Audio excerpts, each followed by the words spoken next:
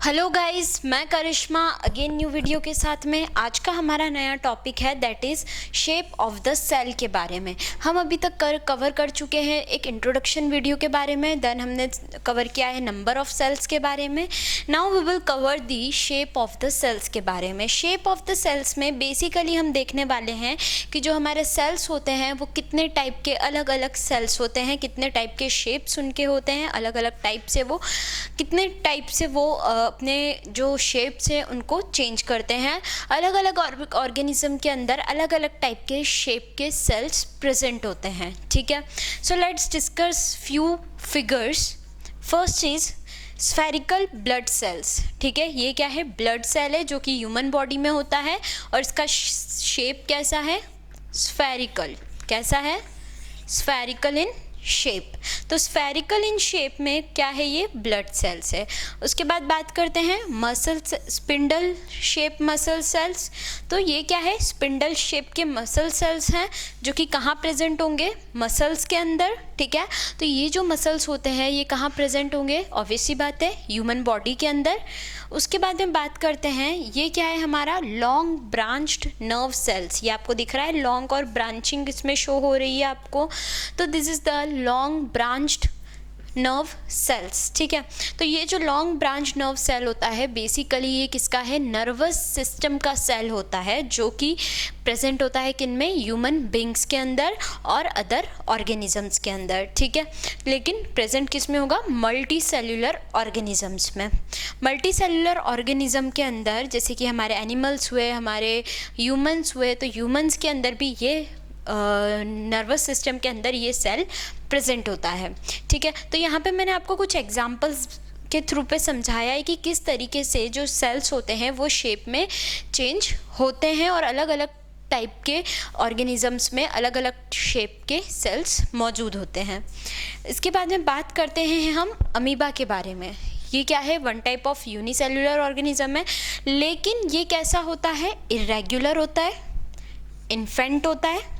Amoeba has no definite shape. जो हमारा amoeba होता है बेसिकली इसका कोई डेफिनेट शेप नहीं होता है, ये इन्फेंट और इरेग्युलर शेप का होता है।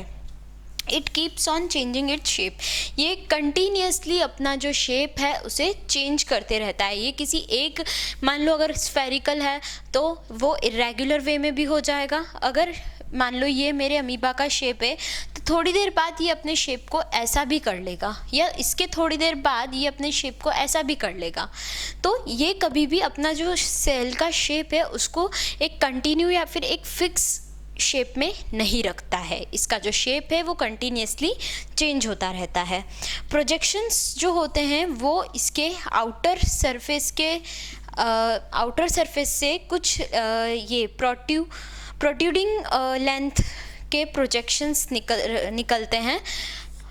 तो ये जो प्रोजेक्शंस होंगे ये अपीयर और डिसअपीयर होते रहते हैं जब अमीबा मूव करता है। ठीक है, जैसे ही वो मूव करेगा तो ये जो हमारे प्रोजेक्शंस होते हैं ये अपीयर और डिसअपीयर होते रहते हैं, मतलब दिखेंगे भी और नहीं भी दिखेंगे वाइल मूविंग। ठीक है, मूव करते टाइम ये जो हमारे प्रोजेक्शंस होते हैं varying length protruding out of its body, and ये जो प्रोजेक्शंस है ये अपीयर और डिसअपीयर होते रहेंगे। सो ये बात कर ली हमने किसके बारे में? अमीबा के बारे में। बात करते हैं एक ह्यूमन ब्लड सेल के बारे में, WBC। ठीक है, तो WBC क्या है? एक तरीके से हमारा वाइट ब्लड सेल है। ये जो वाइट ब्लड सेल होता है गाइस ह्यूमंस के अंदर, ठीक है, ये एक एग्जांपल है किसका? सिंगल सेल का। ये भी क्या है? सिंगल सेल है।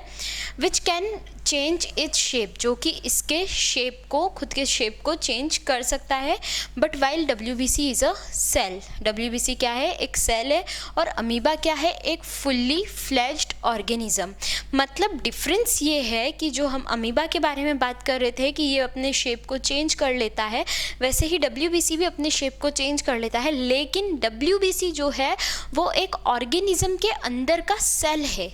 ठीक है, एक ऑर्गेनिज्म है, ह्यूमन बॉडी है, ह्यूमन बॉडी के अंदर जो ब्लड होता है, ब्लड का ये सेल होता है, लेकिन जो हमारा अमीबा है वो तो खुद एक ऑर्गेनिज्म है, वो ऑर्गेनिज्म ही अपने शेप में चेंज कर लेता है, वाइल जो WBC है वो क्या है, एक सेल है जो कि ह्यूमन बॉडी के अंदर होता है। ठीक है, तो अमीबा क्या है, फुल्ली फ्लेज्ड एक ऑर्गेनिज्म है, कैपेबल ऑफ इंडिपेंडेंट एग्जिस्टेंस। ठीक है, वो कैपेबल रहता है खुद की इंडिपेंडेंट एग्जिस्टेंस के लिए। तो यहाँ पर हमने बात कर ली किसके बारे में, शेप ऑफ द सेल। ये जो शेप्स होते हैं सेल के, ये अलग अलग शेप्स में प्रेजेंट होते हैं। ह्यूमन बॉडी बहुत ही कॉम्प्लेक्स होती है, बहुत ही ज़्यादा सेल से मिलके बनी होती है। हर एक सेल का शेप अलग होगा, साइज अलग होगा, फंक्शन भी अलग अलग होगा। So this is all about your shape of cell के बारे में बात कर चुके हैं।